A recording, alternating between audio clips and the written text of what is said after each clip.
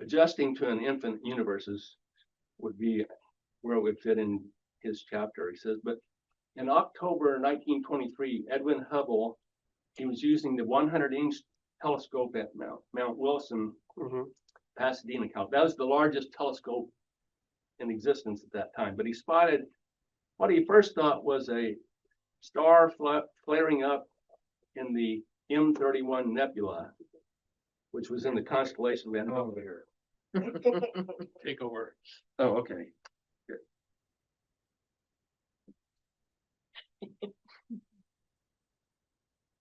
Hi, Nadine.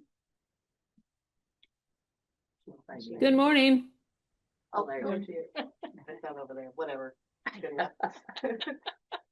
Okay, so this is what we just shared.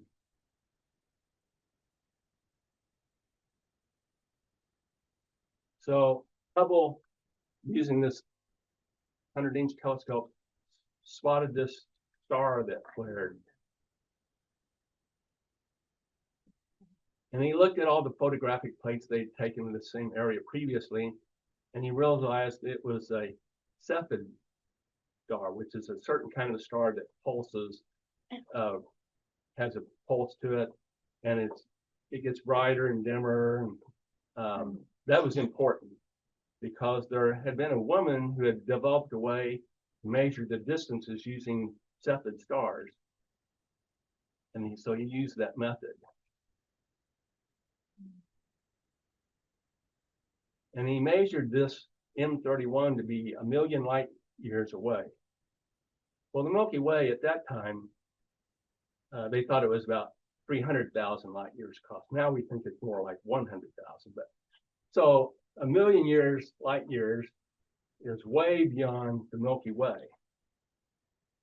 So he had found another galaxy with millions of stars. So, at that time, we thought the Milky Way was the entire universe. So in that day, And one day, curveball. cosmos I know. suddenly became That's a curveball, right? a lot bigger. I wonder if he sat there and went, are these calculations correct? Yeah. Did I screw up on a humongous level here? It probably does. What's going on? Double check them too. He probably was like, dude, Bob, come here. I gotta run numbers by you. Bob's going, that can't be right. Well, as important as that discovery was, he made what they say is a bigger discovery. In 1929, he discovered that these other galaxies appeared to be receding from Earth, and they were going faster. The further away they were, the faster they were going. They now call that Hubble's law. And so Stephen Hawking said that his discovery that the universe is expanding was one of the great intellectual revolutions of the 20th century. Just the concept of the universe is expanding. Well, I think that is really important because I think we thought it was static. You know, things had their places in the universe, but they stayed there. Yeah, And then occasionally you had a comet come through. That didn't follow the rules. But, you know, and you had the models in science class that you saw how, the relationship between the planets and whatnot. But you kind of got the impression that things were put in place and that's how they'd always been and that's how they would always be. And I think when Hubble came along and said, whoa, things are moving and things are being created and this is a lot bigger than anything we ever imagined. Okay, So here's our quick science question. Does this mean that these other galaxies are moving away or are they growing? they're Like there's moving. more They're moving. moving. So There's are we some- all just moving around? Are Yes. we moving with them? Yes. our galaxy is moving also. So where are we going? And where did we start? We are actually going, we and Andromedas are on a crash course. Not your lifetime, Jane. You Don't will worry not about have to worry about this. And we are not the only galaxy in solar system or anything that has others coming towards them or has Crash. Yeah. Like other galaxies have crashed Just in the like, this past, is another Big Bang, is that what we're looking at? No, but that's, it happens in the past. okay, And we were so, on crash course for Andromeda. Study astronomy. so here's the Milky Way, our home galaxy, if you want to call it that. They now think it's a little over 100,000 light years across. And it's kind of flat, but it's 1,000 light years thick. Now remember how fast light travels, so Yeah. that's still That's still big. That's still big. so. And then if you want a perspective of, okay, so here's our Milky Way, and in the center you see Sagittarius A. That is a massive black hole. Down here, I think you have to worry more about that than crashing. so down here's our solar system, about 26,000 light years away from the center of our galaxy. So we're not in the center of even our own galaxy. In those models are of the solar system, we're actually chasing the sun. Everybody is chasing the sun Okay. through space. Well, the sun's moving all the time. Yeah. Okay, so I am trying to find a really is your good perspective, example of Arlo. that. Wait, sorry, Nadine, we can't hear you very well. I don't know what's going on with that thing. Can you speak up? Nadine, I'll tell her. Our speaker isn't on, but I don't know why. so this is just a picture I took of the Milky Way. You took that? No. Okay, smarty. That's a time lapse. Does anybody photo. actually see any of these stars anymore? No. When I go outside, I see about 3. It's not an resolution. You Yeah, have to go out in the, And you have to go Over way there. out, There's like no lights. Nevada. When I lived on the, You see them at the farm. yeah, when I was on the farm as a Yeah. kid, you could look up and you could see there's the Big Dipper and there's the Little Dipper. And I didn't know the other formations, but you could see stars. well, and I saw a presentation where they're trying to get people to buy lights that Yeah, aim Down, down rather than up. than up and eliminate the light. there are some places they call dark sky locations. Yeah. They try to encourage people to do things like that.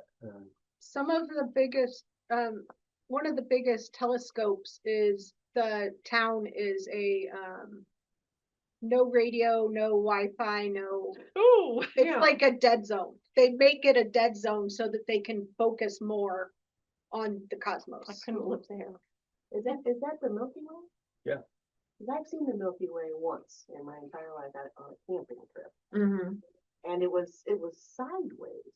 Yeah. In the sky. Like that? So Yeah. basically, no, not like that. That's Oh. up and down. It was horizontal. I mean, it depends on how you're looking at it Okay. and how, And where Maybe you're how looking. we're Where you rotating. are. how Yeah. we're rotating. The time of year. Yeah, Yeah. it moves. Now I It's know not how just, to answer One thing that captured I'm amazed. Enns was he was looking at photographs of space and he saw this thing that's been called the Pillars of Creation, which is part of this Eagle Nebula, which is a tiny little space. It's only 75 light years by 75 light years or something. Late. just It's- tiny, you know, small. He said, I was struck by how much inconceivable beauty and wonder was waiting to be discovered out there. Now these pillars, I might call them fingers, but one of them is, the longest one is about 4 light years. Now that is 23.4 trillion miles or 126,000 trips to the sun and back. Maybe that's the hand of God. It does. Kind of looks like. So, Say that and that's just sometime. one little tiny part of the. So here's another, Wow. blows your mind, 93 billion light years across is what we've detected. Wow. Wow. Yeah, the engineer was in there with his calculator, checking all these numbers. And You know, so that he would have accurate numbers for you with the correct number of zeros. So this is what he said, the cosmos is incomprehensibly large and largely empty. Inside the cosmos are incomprehensibly large galaxies that are incomprehensibly You get the idea, it's incomprehensible. So How do we- again, how do we talk about God in light of all of this? Any thoughts? Carefully. Yeah, my go-to is, wow, I just don't know, Okay. you know. I know, it hurts my brain. Have we even Well, tried? I certainly don't think it diminishes God's majesty in one bit. If anything, it, Increases it. yeah. However, I think the importance of humanity, well, I think we need to be humble. Yeah. I think it really humbles us. Well, you fit right in with, Yeah, here's Blaise Pascal, yeah. back in the 1600s. This is around, Galileo was a little bit before him, Newton's a little bit after him, Kepler was before him. but he had this, This was all curveball time. in this the was Middle his Ages. thought. Yeah, When I consider the short duration of my life, swallowed up in the eternity before and after, the little space which I fill, and even can see engulfed in the infinite immensity of spaces of which I am ignorant, and which know me not, I am frightened and am astonished at being here rather than there, for there is no reason why here than there, why now than then. Who has put me here? By whose order and direction have this place and time been allotted to me? The eternal silence of the infinite spaces terrifies me. So that was one person's view of how this all registered with them. Sounds to me like he needs to talk to his parents. But then there was a guy, this was on Carl Sagan's Pale Blue Dot. There was some commentary about what Carl Sagan.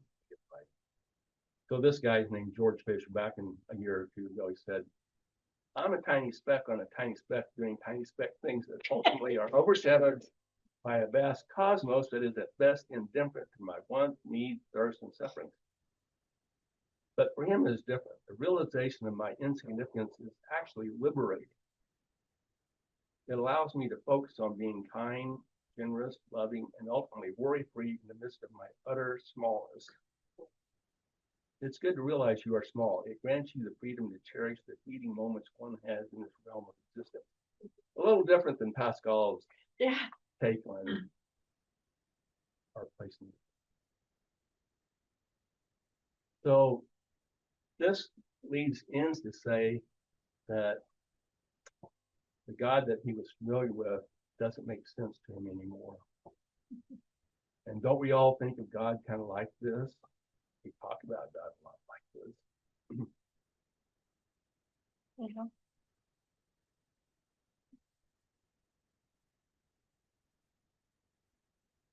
well, there's that scripture, where is it? I'm struggling to come to, what is man that thou art mindful? I think Pascal would have wanted to quote that, particularly after the upheaval of Copernicus and Kepler and Galileo. We just turned everything on its head, that people thought they knew about how the sky worked in this planet. So What are we? Like, we're a speck. that's where Enns is in his journey. How about you? How does the God we're familiar with still make sense? It's much more complicated. Yeah. I like to think that he still has his eye on the sparrow, but he has a lot of things to watch, so he either has a lot of eyes or a really big vision field where he can see everything.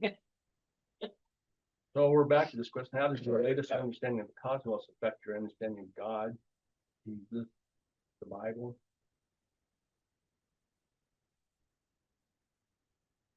Well, Norm Bernauer would say, how big is your God? Okay. And it doesn't matter how many eyes we think he would need or she would need. I think God can still be concerned with all of us. Yeah. And I tend to look, I have a Star Wars view of God. I believe he is the force, he or she, I don't know what gender uses, but Well, it's hard with our language because we have to have we don't have a neutral gender. They, but I they, think, them. Yeah, No, no, no, Okay. the young people say they, Yeah. I'm learning. well, But they Still have, unfamiliar to me. Yeah. they is the force. but we don't have a singular pronoun of it Yeah. yet. And the other thing comes to And that mind doesn't is, seem to fit. I think we're all stardust, we're made of stardust. I kind of like Basically means you're made of the bits of pieces of God. And that's where we get dust to dust. well, he didn't think the Bible was much help in thinking through when you go back to the ancient cosmology and what we now know about the cosmos, how the Bible can help us there. So maybe you don't Yeah. agree with him. Maybe the Bible. Do you think it still has some things that kind of suggest a greater God than kind of like what is man that thou art mindful of? Yeah. Or there are in some parts of Genesis are kind of poetic that suggest something that's a little more expansive than you think. Oh, yeah. I mean, we studied the book of Job a while back, and that book of the Bible famously didn't lay out many pat answers. Okay. It was just like, where were you when I laid the foundations of creation? Mm-hmm. When I made the horseshoe nebula or whatever. Yeah. Good. I think the Bible, if you want to use it as a scientific document, it makes a lousy book. But I think the ancient people, they knew human nature, and some of them knew it better than we do. I think the interior life, they were just better attuned to. They didn't know neuroscience. They didn't know about hormones. They didn't know about the mechanisms exactly. But I think they understood a lot of complexities of life that we think, oh, they were just dumb, Yeah. Neanderthals. But Well, they didn't have distractions of TV. And I have to disagree a little bit with you. They didn't know women. Old Testament doesn't know women at all. I'm not even sure New Testament knew women. They wouldn't let the women speak. Yeah. We have no woman's voice in the Bible. So that's not humanity. Humanity is both. Unfortunately, there's groups that still have that feeling. I know. That's why. Yeah, That's why we are very bad about That's why understanding the female it's race. very radical that we have women's voices in this. Yeah. too. I was gonna say, being Jewish, it was your God. And then they had to contend with it was everybody's God. So I don't know what my point is, but they had to kind of expand They their had to expand their thinking. thinking beyond Well, tribal. Or did they thought. think their God was the most high God? Those other gods were lesser gods. Kind of depends on where you are in that. Okay. Yeah. At some point, didn't they progress in it to where it was just one God? Well, some of the books of the Bible kind of say, oh, Well, we realize now that God doesn't just stay in Yeah. the boundaries of Israel. He can go over there to Babylon with you. Yeah. So, well, the cosmos, this ancient cosmos is present in the Bible. And I just picked one verse. He mentioned this one. Jesus says, all authority in heaven and on earth has been given to me. Well, okay. His cosmos, back to the solid dome. There was a dome. We're below. The heavenly creatures are up above. So do we share that cosmology that Jesus and the biblical writers had? Oh, I think so. Some people do. Some people want to retain the biblical worldview. I guess I don't understand why we have to define it. So why can't we just kind of accept that there's always going to be new understanding? we can't define it, and that's been proven. So, But in Enns' world, where he grew up, it was defined. but he found Which that it- didn't he work. found- Yeah, and then his people said, what are you talking about? And so But they didn't- everybody has their own yeah, experience of but it. I'm saying And so- not everybody wants to erase those lines. Is it more Right, comfortable? Go ahead. I also think everything is a process, Yeah. so people get to something or whatever they get to when they get to it, and we're all not gonna be at the So same. we aren't all gonna be at the same place at the same time. I agree with that. Do some people want to stay there because it's more comfortable? Yeah. Yes, Yeah, Yes. definitely. and that's part of human nature. That's denial, and I was really good at It's denial. not, I think it's just, it's not so much denial.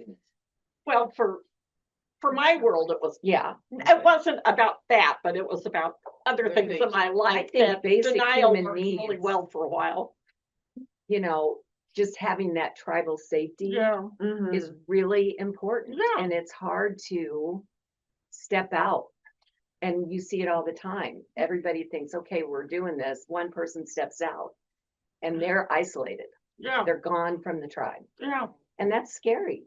I mean, And Ian said that for him, when he first started Expanding. expanding his view, that was exactly where he was at, is like you're saying. He didn't say those words, but my tribe's here and I'm venturing away from it. So And so probably It was- some of them are now saying you are flirting with hellfire and damnation. That makes me think of like the Amish, or, one of those groups that, they're completely kind of in a dome of their own. And if one of their kids decides to leave, then they're completely out there. They're not allowed back in. And, that's kind of what this is making me think of. when he said the square peg of the modern cosmos doesn't fit in the round hole of the ancient cosmos. So how do we adjust to that realization? We make square holes. Or I'm try thinking of a to, carpenter too. Well, I guess I've just thought that the Bible or scriptures or whatever you're using on your spiritual journey shouldn't confine you. It should just be an inspiration to you. And your understanding needs to expand. I hope that our understanding has expanded some in the last couple of thousand years. I hope we're, making progress on our spiritual journey. And I don't think the Bible should hold you back. It should propel you forward. I agree with the idea of progress, but I also think that everybody starts at ground zero. Yeah. In your life, and it depends on environment, race, upbringing, all that sort of thing, and how far you go. And some people are just more open to understanding change and the need for progress, and other people just cling tight, to what they know and have. We're all human. and sometimes circumstances, everything, if you think everything is circular, you go backwards sometimes Oh, yeah. before you can accept that you're going forwards. Or whatever direction you want to call it. oh, wait, really, he said, we need to use our imaginations.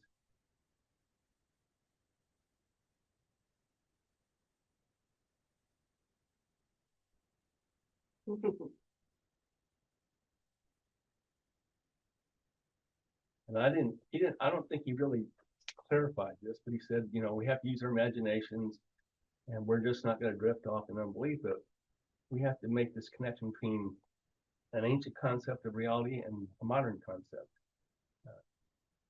So He kind of in the last chapter ends by saying, you really can't throw the baby out with the Yeah. bathwater.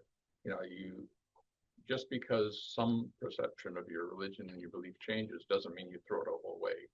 You try to learn and grow from that changing attitude. well, that was part of it. When I guess it's not as much for me, since we believe in present day revelations, that, some people would, well, God wrote it, it's done, that's all there is. And so I think since we believe in present day revelations, our mind is more open to the changing and evolving nature that we see God is.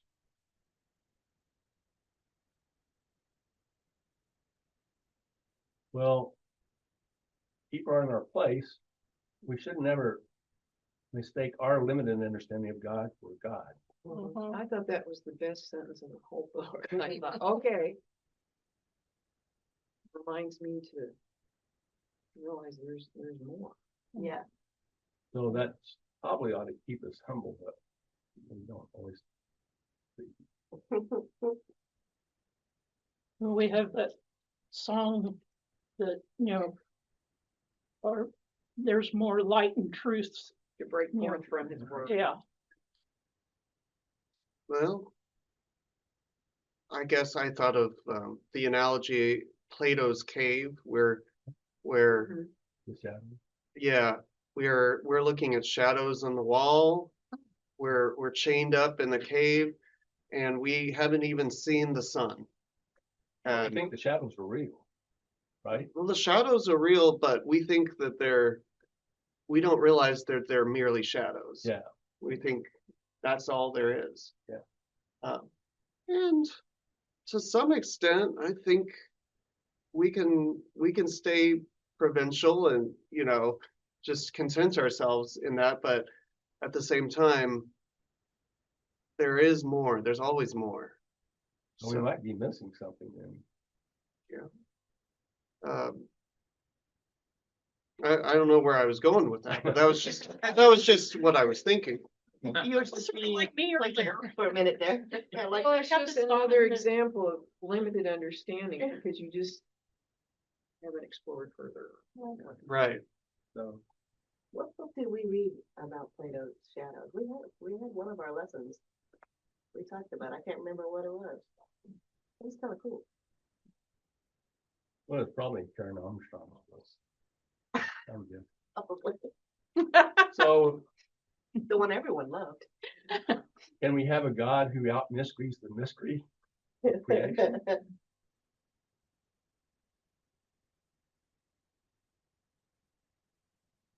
I don't know what that means. Sorry. We think of it as mystery, but it's even more mysterious than what we think is mystery. God is more mysterious than the mystery of creation. I mean, we don't really. God, creation is pretty mysterious. Yeah, it's like we don't even know what questions to ask. Yeah. That's what the mystery is for me. It's like, what question? Like, when you're talking about the heavens, I mean, believe me, I've been thinking about it. I have no idea. Yeah. I mean, where do our loved ones go? I don't know. It's kind of frustrating, It can be. but it is that mystery that you have to kind of trust in that loving God. That's all I got. I think that it's reasonable to think that God out mysteries the mysteries of the universe, because if the creator of a mystery isn't more mysterious than the mystery itself, then something has happened and it's like reversed. So that's kind of another way. God's existence. And I just always think to myself, don't worry about it. Yeah. I know. And your head, because your head, Much it to hurts think your, about. it hurts your Yeah, head. exactly. I agree. And then you continue to worry about it because you just can't not worry Can't about it. comprehend it. Yeah, it's like, it's okay. Let it go. Well, they've had these debates. Does God exist? Well, I think Enns says, God doesn't exist because that implies he's a being. He's more than a being. And then he says, and I don't even have the words to describe all this, but I'm limited by human language. So God is not like anything.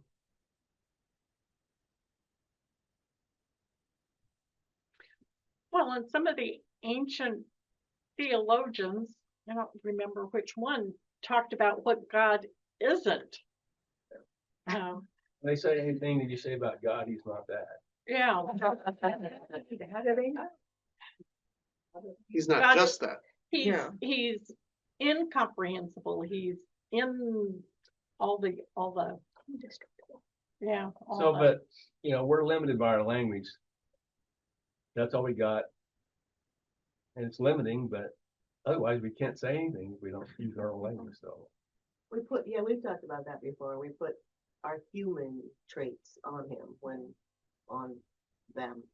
Do you think we can make some moral declarations about the nature of God, though? Like, we could say God is infinite, but could we say, well, God is evil? God is unloving. God is seditious. You know, I'm not comfortable saying that. Okay. So I think we can say a few things about who God is without getting the whole picture. I always struggled with that because I have a problem saying God is all knowing, God is all good, Yeah, and God is all powerful. The powerful part always trips me that up. is the theodicy question. I was going to say some of the stuff I read a few classes ago, there are theories that God is self-limiting, that he is all those Well, that's things. the whole agency issue. Yeah, Why would he?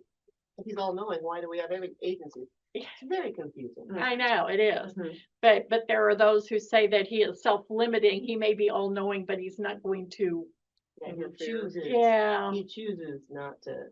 Well, we're trying to explain some things that we can't figure out. So.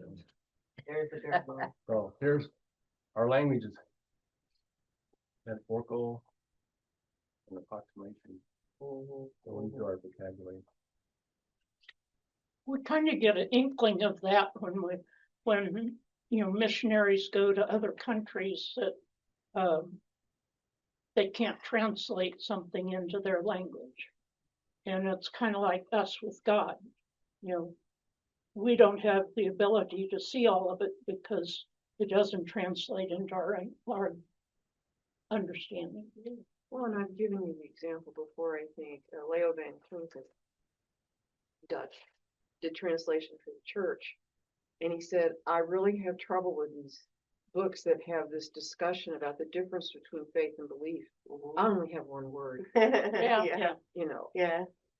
Yeah. So language affects how you think too.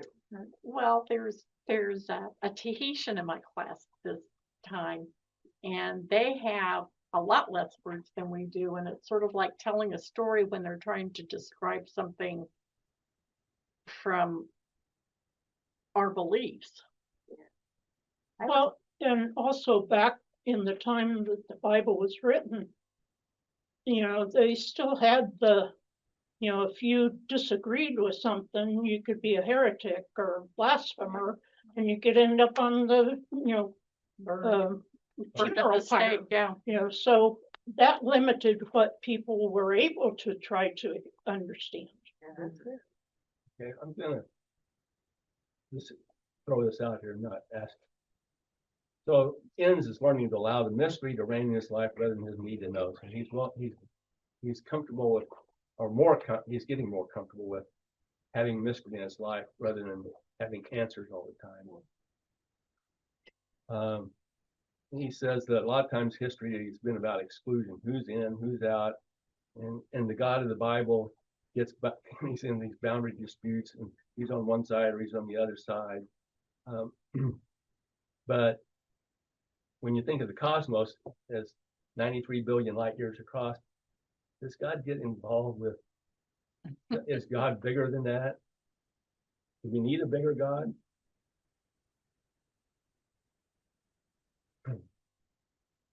So and this was my idea here, was with all these billions of galaxies, billions of stars, and this is what April was kind of saying, seems likely there's probably life somewhere else. Might be totally different from any kind of life form here on Earth. What would that say about the belief of human exceptionalism? Well, I have problem with human exceptionalism when we keep dividing us between us and them. Exceptional, right? Yeah, I hope that wherever life is, they're doing a better job than we are. I hope they figured it out. This is why we love Star Wars. Yeah. That's why we love Star Trek, you know. I remember when I was watching Star Trek Next Generation, they don't have the concept of money anymore because it wasn't needed. Yeah. And I thought that, oh, wow. I mean, that's just so different Mhm. than who we are. So we're not gonna get into this very far, but so how does the Christian belief in Jesus Christ as incarnate fit in the cosmic scheme of things? Was God uniquely present in Jesus, or was Jesus one expression of God's presence? I don't know. Here's what a theologian, some guy Pentecost said: Christ does not only belong only to Jesus' history, but symbolizes the living human person united with God at the heart of the universe. Mm.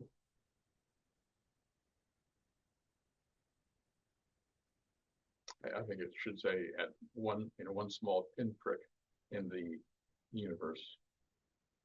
Okay. He symbolizes it. And we are so egotistical. Why should we believe that Jesus is just for us? If there is other life, which there probably is, they don't have their own Messiah, their own story, their own time and place. Well, you know, with the constant growth of understanding of nature, just within our world, and understanding that plants communicate with each other, and things that they're discovering that we have no real understanding and we've never believed in the past. It's kind of, you know, chunking a little bit at the human exceptionalism because we've thought we're the only ones that have a brain that can communicate. But, you know, maybe they don't have a brain, but they have some way of communicating. So that just even within our own world, we can't understand everything. Plant exceptionalism. We have a book right now we're reading. It's called The Arrogant Arrogant Eight. It Eight. talks about human exceptionalism. Very or good. I The what? recommend it. The arrogant what? The Arrogant Eight. If you want to get a picture into the mysterious God, read Hitchhiker's Guide to the Galaxy. I was just thinking about that. It is The hilariously funny. dolphins are the most intelligent, and they find out that, you know, the Earth's going to be destroyed. So one whole book is called "The Dolphins Say to the Universe, So long, and thanks for all the fish." Yeah. That's my favorite quote in the whole book. The dolphins figured it out before the humans did. So Enns says the universe has brought me to believe more deliberately that God is spirit and is present in every atom and subatomic particle in the cosmos, in every person, every creature, and every life form. God is ever present, ever creating anew and guiding the cosmos to a goal in which all of creation will be. Is he saying God is incarnate in creation? It sounds like it. Rather than in Jesus, every person. If you believe that we're all one theory, which I do, Well, I don't know. Yeah. yeah, there's the theory of the essences. So he says Something more God. like carbon and these basic elements is what everything's Stardust. made of. We're all But related. wouldn't some Christians call that pantheism? It sort of sounds like that's what he's saying. Every particle of the universe, of the cosmos. That sounds. Anyway, so this is what he says. He imagined the God he imagines now, the God he has chosen to believe, while struggling to say anything coherent about God. I like his honesty. God is not simply great. God is mystery, and he feels responding to it. He says this is the effect of the universe on his thinking about God.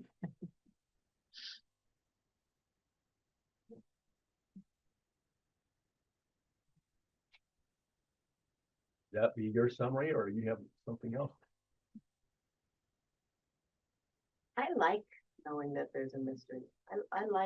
I think I'll be a student till my last day, so I like continuing to learn. To me, that's exciting. So I wanted to show this picture. You see this little band, this little Is that the dome? thing here? Yeah. Those are, Yeah. That's the atmosphere. That's all that protects us from cosmic radiation, solar radiation, all that. That is. But That's anyway, what makes the earth work for us. that's why we can survive on this place. So let's preserve. That's a firmament then. Yeah, the firmament. It's not a solid firmament. It's porous. And we're told that it's being Degraded. slowly Yes. destroyed because of our poor use of our resources. So I'm just saying, let's preserve and cherish Earth, the only home we have ever known. Next week, chapter 6. Just when you thought you had the Bible figured out. It's me. So thanks for everybody's participation and